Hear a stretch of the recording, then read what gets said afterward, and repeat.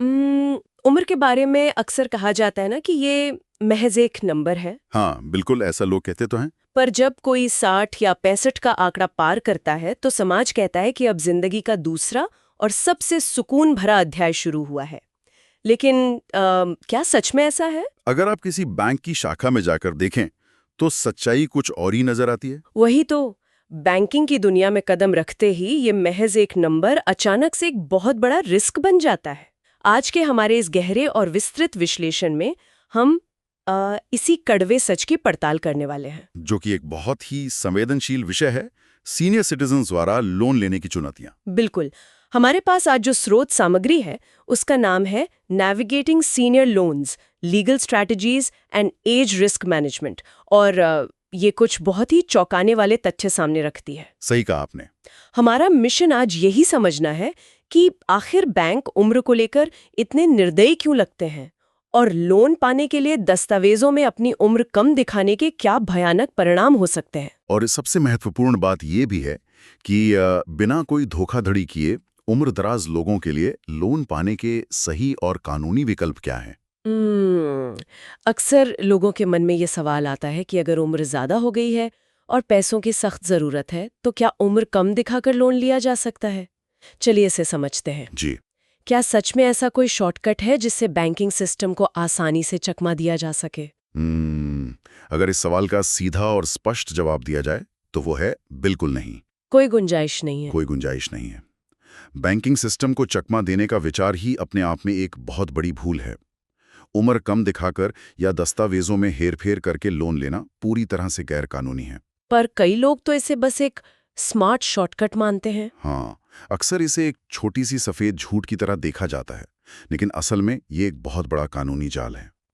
देखिए, दस्तावेजों के साथ किसी भी तरह की छेड़छाड़ सीधा सीधा धोखाधड़ी यानी फ्रॉड की श्रेणी में आती है। और इसके परिणाम? इसके परिणाम इतने गंभीर हो सकते हैं कि कोई भी व्यक्ति अपनी जीवन भर की जमा पूंजी और शांति दोनों दांव पर लगा बैठता है। लेकिन एक मिनट रुकिए। धोखाधड़ी की बात तो तब आती है ना जब कोई जानबूझकर किसी का पैसा हड़पना चाहता हो। हाँ, वो एक नजरिया हो सकता है। कई बार तो लोग सिर्फ इसलिए अपनी उम्र के कागजातों में थोड़ा बदलाव करने की सोचते हैं क्योंकि उन्हें लगता है कि बैंक उनके साथ भेदभाव कर रहा है। मैं समझ रहा हूं आप क्या कह रही हैं। स्रोत सामग्री को पढ़कर ऐसा लगता है कि बैंक उम्र को लेकर बहुत ज्यादा ही सख्त है। क्या बैंकों के पास सहानुभूति नाम की कोई चीज नहीं होती? आखिर एक 60 साल के इंसान को लोन देने में बैंक को इतनी बड़ी परेशानी क्या है? यहाँ दिलचस्प बात यह है कि हमें बैंकों के नजरिए को समझना होगा। बैंक कोई चैरिटी संस्था नहीं है और वो कभी भी भावनात्मक या इमोशनल फैसले नहीं लेते हैं। तो वो सिर्फ नंबर देखते हैं? बिल्कुल। बैंकिंग पूरी तरह से जोखिम यानी रिस्क की गणितीय गणना पर आधारित प्रणाली है। जब कोई बैंक किसी भी व्यक्ति को लोन देता है तो वो मुख्य रूप से 3 चीजों का बहुत बारीकी से आकलन करता है। अच्छा, वो 3 चीजें क्या हैं? पहला है कि लोन की पूरी अवधि के दौरान उस व्यक्ति की नियमित कमाई करने की क्षमता कितनी है, जो कि एक रिटायर्ड हो चुके व्यक्ति के मामले में स्वाभाविक रूप से कम हो जाती है। एकदम सही। दूसरा फैक्टर है मेडिकल रिस्क। हाँ, बढ़ती उम्र के साथ बीमारियां। बिल्कुल। बढ़ती उम्र के साथ स्वास्थ्य संबंधी अप्रत्याशित खर्चे आने की संभावना बहुत ज्यादा बढ़ जाती है। और तीसरा ये कि क्या उस व्यक्ति के पास पेंशन जैसी कोई ठोस और स्थिर आय है, जो हर महीने बिना किसी रुकावट के आती रहे। जी। बैंक के लिए उम्र का सीधा सा मतलब रीपेमेंट रिस्क होता है। मतलब ये पूरी तरह से एक वित्तीय कैलकुलेशन है। 100%। कोई व्यक्तिगत दुश्मनी या सामाजिक भेदभाव नहीं है, लेकिन फिर भी एक सीमा तो तय होती होगी ना। स्रोत सामग्री में इस बात का जिक्र है कि होम लोन के मामले में एक खास उम्र के बाद दरवाजे लगभग बंद ही हो जाते हैं। हाँ, ये सच है। ये सीमा असल में क्या है और क्यों है? एक बहुत ही स्पष्ट सीमा होती है। आमतौर पर बैंक 60 से 65 साल की उम्र तक ही होम लोन देना पसंद करते हैं। 65 साल तक, ठीक है। और उनकी एक बहुत ही सख्त शर्त होती है कि अधिकतम 70 साल की उम्र तक लोन की पूरी अवधि खत्म हो जानी चाहिए, जिसे हम लोन का टेन्योर कहते हैं। ऐसा क्यों? 70 ही क्यों? इसका कारण सीधा सा है। औसत जीवन प्रत्याशा यानी लाइफ एक्सपेक्टेंसी और काम करने की शारीरिक क्षमता। बैंक के मानकर चलते हैं कि 70 साल के बाद किसी भी व्यक्ति के लिए हर महीने एक बड़ी ईएमआई का बोझ उठाना व्यावहारिक रूप से बहुत मुश्किल हो जाएगा। अच्छा, तो बैंक अपना पैसा सुरक्षित करना चाहता है। जी, बैंक इसी जोखिम को शून्य करना चाहता है। ये सुनिश्चित करने का तरीका है कि जो पैसा उधार दिया जा रहा है वो सुरक्षित रूप से वापस आ सके, बिना किसी को कोर्ट कचहरी के चक्कर लगवाए। तो इसका सीधा सा मतलब ये हुआ कि सिस्टम के नियम पत्थर की लकीर है। बिल्कुल, पत्थर की लकीर है। लेकिन मान लीजिए कोई व्यक्ति बहुत ज्यादा दबाव में है, घर में कोई अचानक मेडिकल इमरजेंसी आ गई है या किसी बहुत ही जरूरी काम के लिए फंड्स चाहिए। ऐसे हालात बन जाते हैं। और वो व्यक्ति सोचता है कि चलो आधार कार्ड या पैन कार्ड में जन्म तिथि थोड़ी सी बदलवा लेते हैं। आजकल लोग ऐसा करवाने की कोशिश करते भी हैं। जी करते हैं, पर यह बहुत बड़ी गलती है। अगर कोई ऐसा कर ले तो इसके असली खतरे क्या हैं? क्या बैंक सच में हर एक कागज की इतनी बारीकी से जांच करते हैं? जी हाँ, बैंक जांच करते हैं। और आजकल डिजिटल केवाईसी के दौर में सिस्टम को बाईपास करने की कोशिश करना सीधे सीधे जेल जाने का रास्ता खोलने जैसा है। बाप रे। ऐसा कि मैंने पहले कहा, दस्तावेजों में उम्र बदलना एक क्रिमिनल ऑफेंस है। अगर बैंक की ऑडिट टीम या वेरिफिकेशन प्रक्रिया में इस बात की भनक भी लग जाती है कि उम्र छिपाई गई है तो लोन तुरंत प्रभाव से कैंसिल हो जाता है। तुरंत कैंसिल? बिल्कुल, सारा का सारा बकाया पैसा उसी वक्त चुकाने का नोटिस आ सकता है। लेकिन बात सिर्फ यहीं तक नहीं रुकती, बैंक धोखाधड़ी का आपराधिक मुकदमा भी दर्ज कर सकता है। ये तो हुए तुरंत दिखने वाले खतरे जो लोन की प्रक्रिया के दौरान ही सामने आ सकते हैं। जी, लेकिन स्रोत सामग्री को पढ़ते हुए एक बहुत ही डरावने लॉन्ग टर्म खतरे की तरफ भी ध्यान जाता है। हाँ, वो सबसे गंभीर हिस्सा इस पूरी चर्चा का। एक ऐसा खतरा जो शायद लोगों के दिमाग में उस समय बिल्कुल नहीं आता जब वो उम्र छिपाने का जुगाड़ लगा रहे होते हैं। ये भविष्य का खतरा असल में क्या है? ये शायद सबसे भयानक स्थिति है जिस पर कोई ध्यान नहीं देता। मान लीजिए किसी ने बहुत ही स्मार्ट तरीके से अपनी उम्र कम दिखाकर लोन ले भी लिया और बैंक को पता नहीं चला। ठीक है, मान लिया। लेकिन ये शॉर्ट टर्म कामयाबी भविष्य में एक बहुत बड़ी मुसीबत बन जाती है। सोचिए, अगर उस व्यक्ति के साथ कोई अनहोनी हो जाए और उनके परिवार को जीवन बीमा यानी लाइफ इंश्योरेंस क्लेम करना पड़े, तब क्या होगा? बीमा कंपनियां बहुत बारीकी से जांच करेंगी और जैसे ही उन्हें बैंक के दस्तावेजों और असली दस्तावेजों के बीच उम्र का ये मिसमैच मिलेगा, वे तुरंत क्लेम रिजेक्ट कर देंगी। सिर्फ एक मिसमैच की वजह से? बिल्कुल, बीमा कंपनियां दस्तावेजों के इस तरह के मिसमैच को क्लेम रिजेक्ट करने का सबसे बड़ा और वैध आधार मानती हैं। ये तो पूरी तरह से एक दुस्वप्न जैसा है। बिल्कुल नाइटमेयर है। मतलब एक व्यक्ति ने अपने परिवार की भलाई के लिए या किसी आपात स्थिति से निपटने के लिए उम्र कम दिखाने का जोखिम उठाया। जी, लेकिन उसी एक कदम के वजह से बाद में उस परिवार को ना तो बीमा का पैसा मिला और उल्टा प्रॉपर्टी विवाद या बैंक के कानूनी नोटिस का सामना करना पड़ा। सिर्फ एक छोटे से शॉर्ट टर्म फायदे के लिए की गई ये धोखाधड़ी भविष्य में पूरे परिवार को दर दर की ठोकरें खाने पर मजबूर कर सकती है। परिवार वाले सोच रहे होंगे कि उन्हें बीमा की रकम मिलेगी जिससे वो लोन चुका देंगे, लेकिन हकीकत में उन्हें कुछ नहीं मिलेगा। कुछ भी नहीं मिलेगा। ये सुनकर कोई भी सिहर सकता है, लेकिन यहाँ हमें उन बुनियादी कारणों पर भी गहराई से विचार करना चाहिए कि आखिर एक सम्मानजनक जीवन जीने वाले सीनियर सिटीजन को ऐसा खतरनाक कदम उठाने की जरूरत ही क्यों महसूस होती है। सही बात है। कोई भी व्यक्ति शौक से या मजे के लिए तो धोखाधड़ी नहीं करता। ये एक महत्वपूर्ण सवाल खड़ा करता है कि आखिर उम्र के इस आखिरी पड़ाव पर जब इंसान को आराम करना चाहिए तब उसे बैंक की लाइनों में लगने और लोन के लिए मिन्नतें करने की नौबत क्यों आती है। हाँ, स्रोत इस बारे में क्या कहता है? स्रोत बहुत ही गहराई से इस बात का जवाब देता है कि ये समस्या सिर्फ लोन ना मिलने की नहीं है।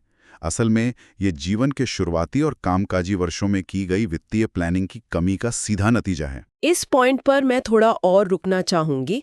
वित्तीय प्लानिंग की कमी से आपका मतलब क्या है? क्या लोग जानबूझकर अपने बुढ़ापे को असुरक्षित छोड़ देते हैं? जानबूझकर नहीं, बल्कि जागरूकता की कमी के कारण ऐसा होता है।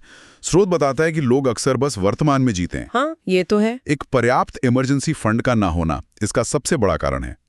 दूसरा कारण है अपर्याप्त हेल्थ इंश्योरेंस। लोग सोचते हैं अभी तो हम स्वस्थ हैं। वही, कई बार लोग सोचते हैं कि वे स्वस्थ हैं तो बीमा की क्या जरूरत, लेकिन 60 के बाद जब कोई बड़ी बीमारी दस्तक देती है तो रातों रात लाखों का बिल बन जाता है। और तीसरा कारण? तीसरा सबसे बड़ा कारण है एक मजबूत रिटायरमेंट फंड यानी कॉर्पस का ना होना।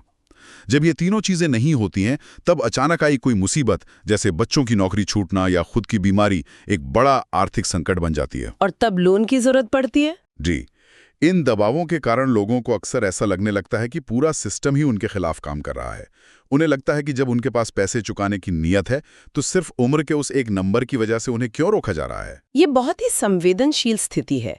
जब कोई व्यक्ति ऐसी मजबूरी में होता है तो उसे लगता है कि सिस्टम उसके साथ अन्याय कर रहा है। बिल्कुल। लेकिन जैसा कि हमने समझा, समाधान धोखाधड़ी में बिल्कुल नहीं छिपा है। तो अब सवाल ये उठता है कि क्या सच में कोई उम्मीद की किरण है? बिल्कुल है। और यहीं पर सही जानकारी का महत्व सामने आता है। सिस्टम के खिलाफ जाने के बजाय सिस्टम के भीतर मौजूद कानूनी विकल्पों का इस्तेमाल करना चाहिए। यहाँ बात बहुत रोचक हो जाती है, क्योंकि इसी स्रोत सामग्री में 5 ऐसे व्यवहारिक और पूरी तरह से कानूनी समाधानों का बहुत विस्तार से विश्लेषण किया गया है, जो बिना किसी धोखाधड़ी के लोन प्राप्त करने में मदद कर सकते हैं। जी, वो 5 विकल्प बहुत ही कारगर हैं। विकल्पों का एक-एक करके गहराई से विश्लेषण करते हैं। सबसे पहला और शायद सबसे आम तरीका जो सुझाया गया है, वो है सह आवेदक या को एप्लीकेंट जोड़ना। ये कैसे काम करता है? ये सबसे सुरक्षित और कारगर तरीकों में से एक है।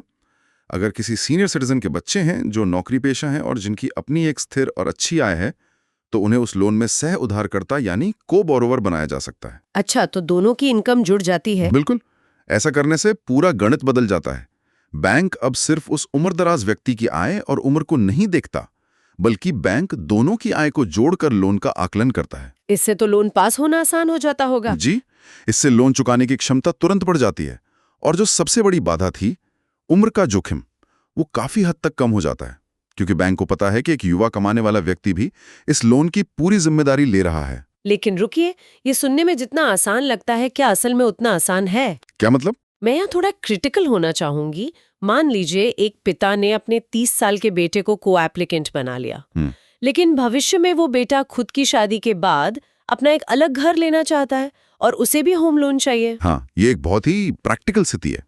तो क्या पिता के लोन में को एप्लीकेंट होने से उस बेटे की खुद की लोन लेने की एलिजिबिलिटी पर बुरा असर नहीं पड़ेगा? बैंक तो ये देखेगा ना कि इस युवा पर पहले से ही एक लोन का बोझ है। ये आपने बहुत ही शानदार और व्यावहारिक सवाल पूछा है, और इसका जवाब है हाँ, बिल्कुल असर पड़ेगा। मैंने सोचा ही था। जब कोई युवा को एप्लीकेंट बनता है तो वो लोन उसके खुद के सिबिल स्कोर और क्रेडिट हिस्ट्री में जुड़ जाता है। राइट। जब वो अपना खुद का लोन लेने जाएगा तो बैंक उसकी debt to income ratio check करेगा। और अगर पहले वाले लोन की ईएमआई बढ़ी हुई तो बेटे को अपना नया लोन मिलने में मुश्किल आ सकती है, या उसे कम अमाउंट का लोन मिलेगा। इसलिए ये विकल्प चुनते समय परिवार के भीतर बहुत ही स्पष्ट और पारदर्शी बातचीत होनी चाहिए। सही बात है। ये कोई जादुई छड़ी नहीं है, ये एक जिम्मेदारी है जिसे सोच समझकर साझा किया जाना चाहिए। ये एक बहुत ही जरूरी पहलू था जिसे समझना आवश्यक था। अब दूसरे विकल्प की तरफ बढ़ते हैं जो स्रोत में सुझाया गया है, कम अवधि का लोन यानी शॉर्ट टेन्योर लोन। जी। आमतौर पर तो लोग चाहते हैं कि लोन 15 या 20 साल का हो ताकि ईएमआई छोटी रहे, लेकिन सीनियर सिटीजन के मामले में रणनीति एकदम उल्टी क्यों हो जाती है? क्योंकि लंबी अवधि के लोन में अनिश्चितता बहुत ज्यादा होती है। बैंक को ये रिस्क लगता है कि 15-20 साल बाद एक रिटायर व्यक्ति की वित्तीय या शारीरिक स्थिति कैसी होगी, इसका अनुमान लगाना असंभव है। तो छोटी अवधि में बैंक सेफ फील करता है। बिल्कुल। इसके विपरीत अगर कोई सीनियर सिटीजन बैंक के पास जाकर 3 से 5 साल की छोटी अवधि का लोन मांगता है तो बैंक बहुत सहज महसूस करता है। मुझे यहाँ थोड़ा कंफ्यूजन हो रहा है। बताइए। अगर कोई रिटायर्ड इंसान 10 लाख का लोन 3 साल के लिए लेता है तो उसकी ईएमआई तो बहुत ज्यादा आएगी। क्या एक पेंशनर के लिए इतनी बड़ी ईएमआई चुकाना व्यावहारिक है? बैंक इस बात को लेकर आश्वस्त कैसे होता है? देखिए, ये विकल्प हर किसी के लिए नहीं है। ये उनके लिए है जिनके पास रिटायरमेंट का एक मुश्त पैसा, जैसे पीएफ या ग्रेच्युटी तो आने वाली है, लेकिन फिलहाल उन्हें तुरंत कैश की जरूरत है। अच्छा, मतलब लिक्विडिटी की कमी है बस। जी। वे बैंक को ये ठोस प्लान दिखा सकते हैं कि उनकी नियमित पेंशन ईएमआई का हिस्सा कवर करेगी और बाकी वे अपने फिक्स डिपॉजिट का ब्याज या किसी इन्वेस्टमेंट के मैच्योर होने पर चुका देंगे। समझ गए। जब बैंक ये देखता है कि चुकाने का प्लान स्पष्ट है और अवधि छोटी है तो वे जल्दी अप्रूव कर देते हैं। यानी अगर आपके पास ठोस प्लान है तो बैंक आपकी बात सुनेगा। बिल्कुल सुनेगा। अब आते हैं उस स्थिति पर जहां किसी को एक बड़ी रकम की जरूरत है, लंबी अवधि के लिए चाहिए और कोई को एप्लीकेंट भी नहीं है, तब क्या होगा? तब तीसरा विकल्प काम आता है। छूट में एक बहुत ही दिलचस्प सिक्योर्ड विकल्प दिया गया है प्रॉपर्टी पर लोन, यानी लोन अगेंस्ट प्रॉपर्टी, जिसे हम LAP कहते हैं। ये उम्र की बाधा को कैसे पार करता है? लोन अगेंस्ट प्रॉपर्टी पूरी तरह से एक सिक्योर्ड लोन होता है। इसका मतलब है कि कर्ज लेने वाला व्यक्ति अपनी ही किसी आवासीय या कमर्शियल संपत्ति के कागजात बैंक के पास गिरवी रख के पैसे ले रहा है। इसमें बैंक का क्या फायदा है? चूंकि इसमें बैंक के पास एक बहुत बड़ी और ठोस सिक्योरिटी गारंटी के रूप में रखी होती है, इसलिए बैंक का जोखिम लगभग न के बराबर हो जाता है। लेकिन अगर वो व्यक्ति EMI नहीं चुका पाया तो क्या बैंक तुरंत घर कुर्क कर लेगा? बैंक आमतौर पर घर की पूरी कीमत के बराबर लोन कभी नहीं देता। वे LTV यानी लोन टू वैल्यू का नियम अपनाते हैं। मतलब वे प्रॉपर्टी की वैल्यू का केवल 50 या 60% ही लोन के रूप में देंगे। तो बाकी का 40% बैंक का मार्जिन हो गया। जी, इसलिए अगर EMI रुक भी जाती है तो बैंक जानता है कि संपत्ति बेचकर वे अपना पैसा मजे से वसूल सकते हैं। जोखिम इतना कम होने की वजह से बैंक उम्र के कड़े नियमों में काफी छूट या लचीलापन दिखा देते हैं। ये भी एक प्रैक्टिकल तरीका है। हाँ, काफी प्रैक्टिकल है। लेकिन अब हम जिस चौथे विकल्प पर बात करने जा रहे हैं वो सच में इस स्रोत सामग्री का एक असली आहा मोमेंट है। हाँ, वो मेरा भी पसंदीदा हिस्सा है। मैंने कई लोगों को इसके बारे में भ्रमित देखा है, या यूं कहें कि उन्हें इसका ठीक से पता ही नहीं होता। ये है रिवर्स मॉर्गेज। ये नाम ही थोड़ा अजीब लगता है, ये क्या है? रिवर्स मॉर्गेज वाकई में एक बहुत ही बेहतरीन और इनोवेटिव वित्तीय उत्पाद है, जिसे विशेष रूप से 60 वर्ष से अधिक उम्र वाले सीनियर सिटीजन्स के लिए ही डिजाइन किया गया है। ये आम होम लोन की प्रक्रिया को पूरी तरह से उल्टा कर देता है। इसे किसी उदाहरण के साथ थोड़ा और गहराई से समझाइए। ये उल्टा कैसे काम करता है? जरूर। आमतौर पे तो हम घर गिरवी रखकर पैसे लेते हैं और फिर हर महीने हमारी जेब से बैंक को किश्त जाती है। बिल्कुल। तो रिवर्स मॉर्गेज में अलग क्या है? बैंक अपना नुकसान क्यों करेगा? चलिए इसे एक काल्पनिक स्थिति से समझते हैं। मान लीजिए रमेश जी नाम के एक व्यक्ति हैं जिनकी उम्र 72 साल है। उनके पास अपना खुद का एक बहुत अच्छा घर है जिसकी कीमत 1 करोड़ रुपए है। ठीक है। लेकिन उनकी पेंशन बहुत कम है और उनके पास रोजमर्रा के या मेडिकल खर्चों के लिए नकदी बिल्कुल नहीं है। वे इस घर को बेचना भी नहीं चाहते क्योंकि उन्हें उसी घर में रहना है। ऐसी स्थिति बहुत आम है। बिल्कुल। ऐसे में वे रिवर्स मॉर्गेज का सहारा ले सकते हैं। वे अपना घर बैंक के पास गिरवी रखेंगे, लेकिन इस बार रमेश जी को बैंक को कोई EMI नहीं देनी है। कोई EMI नहीं? नहीं। इसके बदले बैंक रमेश जी को हर महीने 30,000 या 40,000 रुपए की एक निश्चित राशि देगा, बिल्कुल किसी पेंशन की तरह। ये तो अद्भुत है। मतलब उन्हें उसी घर में रहने को भी मिलेगा और बैंक उल्टा उन्हें हर महीने पैसे भी देगा। जी हाँ। और उन्हें अपने जीते जी बैंक को 1 रुपया भी वापस नहीं करना। बिल्कुल सही। घर हमेशा रमेश जी के ही नाम रहेगा। वे जीवन भर शान से उस घर में रह सकते हैं। उन्हें अपने जीवन काल में बैंक को वो पैसा वापस नहीं चुकाना है। तो इसमें बैंक का क्या फायदा? बैंक कोई खैरात तो बांट नहीं रहा। बैंक अपना पैसा और उस पर लगने वाला ब्याज वापस कैसे वसूलता है? बैंक बहुत धैर्यवान होते हैं। जब रमेश जी का निधन हो जाएगा या अगर वे और उनकी पत्नी स्थायी रूप से वो घर छोड़कर किसी वृद्धाश्रम में शिफ्ट हो जाते हैं, तब बैंक अपना पैसा वसूलने की प्रक्रिया शुरू करता है। अच्छा, तब जाकर? हाँ, बैंक उस प्रॉपर्टी को बेच देगा। प्रॉपर्टी बेचने से जो पैसा आएगा उसमें से बैंक अपना दिया हुआ सारा मूलधन और उस पर बना ब्याज काट लेगा। और अगर कुछ बच गया तो? अगर घर बेचने के बाद भी कुछ पैसा बच जाता है, जो कि अक्सर बचता है क्योंकि प्रॉपर्टी की कीमत समय के साथ बढ़ती है, तो वो बचा हुआ पैसा रमेश जी के कानूनी वारिसों को सौंप दिया जाएगा। और मान लीजिए उनके वारिस घर को बिकने नहीं देना चाहते हों, उन्हें वो घर यादों के तौर पर चाहिए हो तो वारिसों के पास ये पूरा अधिकार होता है कि वे अपनी जेब से बैंक का सारा बकाया पैसा जो मूलधन और ब्याज मिलाकर बनता है उसे चुका दें और उस प्रॉपर्टी को बैंक से आज़ाद करवा लें। ये तो बहुत ही बढ़िया सुविधा है। ये रिवर्स मॉर्गेज उन बुजुर्गों के लिए एक वरदान है जो asset rich but cash poor होते हैं, यानी जिनके पास करोड़ों की संपत्ति तो है लेकिन सब्जी खरीदने या दवाइयों के लिए हाथ में पैसा नहीं है। ये बहुत बड़ी समस्या है हमारे समाज की। हालांकि स्रोत ये भी इशारा करता है कि यह विकल्प भारत में बहुत लोकप्रिय नहीं हो पाया है। क्यों? क्योंकि यहाँ लोग अपना घर हर हाल में अपने बच्चों के लिए छोड़कर जाना चाहते हैं, भले ही उन्हें खुद कितनी भी तकलीफ क्यों ना सहनी पड़े। ये एक बहुत ही गहरा सामाजिक पहलू है। खैर, अब बात करते हैं 5वें और अंतिम विकल्प की, मजबूत वित्तीय प्रमाण। ये कितना कारगर है और क्या इसके आधार पर बिना किसी संपत्ति को गिरवी रखे पर्सनल लोन मिल सकता है? हाँ, बिल्कुल मिल सकता है, लेकिन ये केवल उन चुनिंदा लोगों के लिए है जिनका वित्तीय पोर्टफोलियो बेहद मजबूत और पारदर्शी है। इसमें बैंक क्या क्या देखता है? अगर किसी के पास स्थिर और बहुत अच्छी सरकारी या प्राइवेट पेंशन आ रही है, बड़े फिक्स डिपॉजिट से हर महीने या हर तिमाही नियमित ब्याज मिल रहा है, या कोई रेंटल इनकम हो? जी हाँ, अगर उनके पास कोई ऐसी प्रॉपर्टी है जिससे लगातार किराए की आय आ रही है, तो बैंक बहुत खुश होते हैं। अगर बैंक स्टेटमेंट एकदम साफ है और ये दिखाता है कि आय का प्रवाह निरंतर है, तो बिना कुछ गिरवी रखे भी पर्सनल लोन आसानी से पास हो जाता है। मतलब सारा खेल भरोसे का है? बिल्कुल। बैंक अंततः सिर्फ यही देखना चाहता है कि पैसा वापस आने का स्रोत कितना भरोसेमंद है। इन पांचों विकल्पों को एप्लीकेंट जोड़ना, short tenured loan, loan against property, reverse mortgage और मजबूत वित्तीय प्रमाण पर चर्चा करने के बाद एक बात शीशे की तरह साफ हो जाती है। वो क्या? ये सिस्टम पूरी तरह से बंद नहीं है। समाधान मौजूद हैं, बस सही जानकारी और पारदर्शी नजरिए की जरूरत है। बिल्कुल।